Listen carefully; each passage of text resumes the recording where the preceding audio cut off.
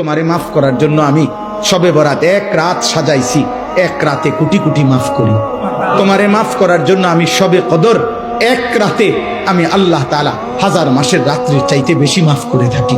তোমারে আমি আল্লাহ মাফ করার জন্য এত বড় শ্রেষ্ঠতম রমজান মাস দিয়েছি, যার মিনিট মিনিট সেকেন্ড সেকেন্ড হীরা মণি মুক্তা মানিকের মতো আমি আল্লাহ সেজদা দিবা একটা, আমার ফেরেশতা লিখবে 70টা।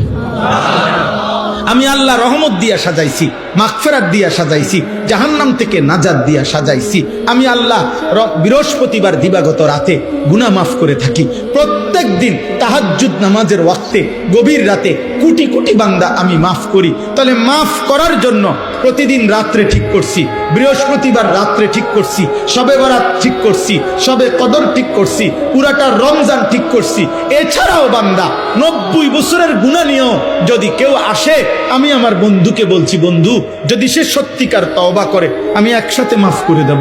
আসমান পরিমাণ গুনাহ নিয়ে আসলে মাফ করে দেব, পাহাড় পরিমাণ গুনাহ নিয়ে আসলে মাফ করে দেব, জমিনের বালুকণা পরিমাণ গুনাহ নিয়ে আসলে আমি মাফ করে দেব। তুমি এরপরে বলো, বান্দা আমি যদি তোমাকে জান্নাত দিতে চাইছি বলে কতভাবে আয়োজন করলাম, আমি আর কি বললে, আর কত সুযোগ দিলে তুমি জাহান্নাম থেকে মুক্তি পাইবা।